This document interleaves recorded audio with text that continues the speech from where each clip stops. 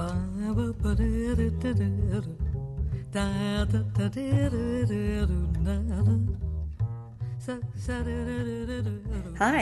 welcome back to Spider's Web. Right now it's early spring here in Chicago, which means that we'll be wearing slightly lighter winter coats than we've been wearing. Now, spring in Chicago is pretty magical. It takes a while for it to get rolling, but everybody in Chicago looks forward to summer because we have gorgeous Lake Michigan. It's such a spectacular scene here with some of the largest skyscrapers in the world, keeping this beautiful skyline against this turquoise water. And it's a big, big place for boating. I didn't realize that until I lived here, but, the whole coast is dotted with harbors. All along Chicago, there's beachfront and harbors. So when the boats start coming in for the season, because they can't stay here in the winter, they have to get out by November 1st. And that's when everybody takes their boat away and they either dry dock it or take it somewhere else. But in early April, they start to bring the boats back. And it's such a beautiful thing. Now, I have never owned a boat. I've barely owned a car. But I've been fortunate enough to have a lot of friends who love sailing. And I've been on a lot of little voyages. And they always turn out to be so interesting. So I thought I'd share some of that with you in this episode. Sparkling sky, blue above a quiet bay. I let a wish float on the day. Ebbing waves glance on the moving sea. I let a thought dance back to me. Lighthouse watch, a beacon from the heart. Events begin to start and bloom. Pause, let go enough to see. One of my first voyages that I ever took on a sailing boat, a little sailing boat, was on the East Coast. It was on the Jersey Shore, and I had these two friends. These guys were like serious sailors. They had won races to Bermuda and done all kinds of crazy things, and they had a beautiful sailboat that I think maybe slept 4 people. Of course, it's always interesting because that means somebody stays on like a little couch or something. I don't know what they call it down there. But it was exciting. It was early September, and they were going to take an overnight trip. They would be sailing from Cape May, New Jersey, up to Atlantic City. And so I was lucky enough to go along, and they prepared a lovely lunch beforehand. We sat in the harbor, and I think we had beers, and I remember these kind of odd sandwiches. They were ham and goat cheese. It was very tasty, but it seemed like a tragic thing to serve someone when they were headed out to rough waters. Well, we didn't know that. It was a beautiful, spectacular, sparkling, sunny day. And we set sail out in the Atlantic Ocean in this tiny boat, which I am pretty much no help at all. They tell me what line to pull or something, but I'm not terribly strong. I have to be instructed clearly. So we get out into the beautiful sunshine, and the wind is blowing, and the ocean is getting rougher and rougher. And before you know it, I am hanging over the side of the boat, holding on for dear life. I got pretty sick on this thing, but it was rough. It was absolutely wild. And they seemed unfazed by it until when we docked in Atlantic City to stay overnight. They confessed that they were kind of scared out of their minds too. So we stayed overnight, and the next day we went back to Cape May, and that was pretty rough, but at least I was, kind of emotionally prepared for it, and I definitely stayed away from the goat cheese sandwiches. Off they sail on the troubled tide, the yacht rolling wildly from side to side. They're tossed about till that poor young oyster finds it's time he should quit his cloister. Up comes the oyster. Back again where he started from, he murmured, I haven't a single qualm, for I've had a taste of society, and society has had a taste of me. Wise little oyster. My next adventure on the high seas also was on the East Coast. I knew this couple that lived up in Mamaroneck, New York, which is a very, very charming town above New York City in Westchester. And it's a bit of a ride up there, but you get out there and there are all these charming cottages. And this French couple that I knew, Lydia and Gilles, was quite the boatsman. He owned a little sailboat that was docked in his backyard, so to speak, which happened to have a dock. It was just beautiful. So we went out on a Sunday afternoon, and Lydia was staying home because there were other guests coming, and she was preparing luncheon that would be served on the back porch, which was like this big veranda. So I went out sailing with Gilles and this other French guy named Pierre. And it was a really tiny boat. It was very sweet, and it was another sparkling sunny day.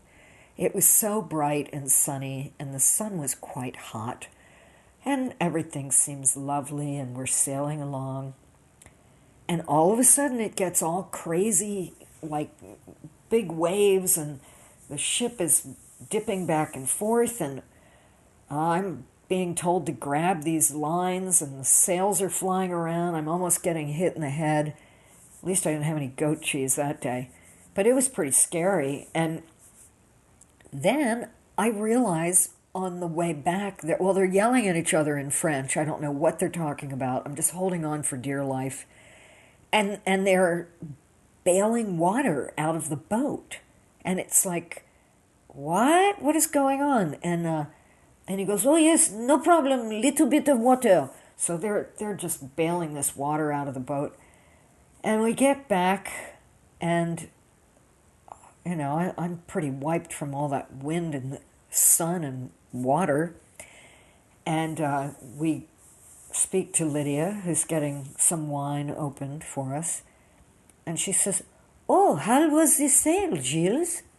And Gilles says, oh, you know, I am glad we got out because the storm is coming. And we look on the horizon and the sky is looking purple. And then she says, and how was the hole? The hole, there was a hole in the boat. And he kind of shook his head, and Pierre said, oh, Gilles, I almost shit myself when I saw that hole in the boat. Well, it was the last time I trusted them to go out. Well, consequently, we had a lovely lunch, and then near the end, this kind of hurricane came, and I barely made it back to New York City and in my door, because by the time I got to New York City, it was pouring rain. But another adventure. Just love those sailing episodes. I'd love to get you on a slow boat to China, all to myself alone. Get you and keep you in my arms evermore. Leave all your lovers weeping on a faraway shore. Out on the briny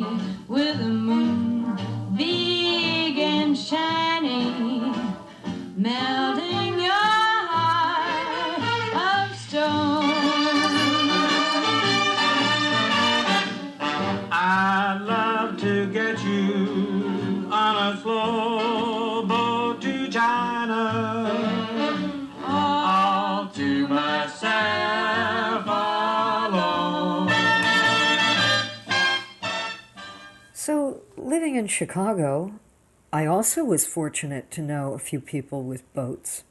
And shortly after I moved here, I was invited by this guy, Norman, who was borrowing a friend's sailboat.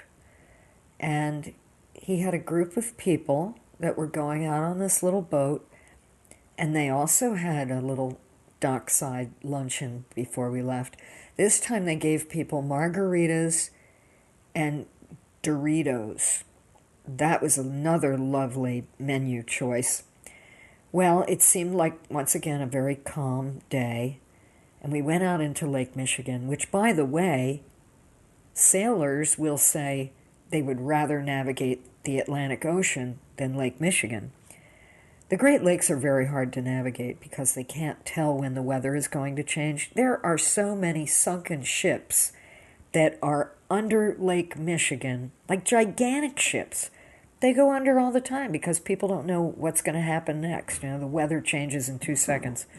So anyway, Norman takes us out on his little boat that he doesn't even own, and he doesn't really quite know what he's doing. And I don't think he bothered to look at the weather at all, but we get out into Lake Michigan, and all of a sudden there's no wind, and we're just sitting there tipping back and forth, and people are getting sick from the margaritas and Doritos, and everybody's throwing up. It's just awful.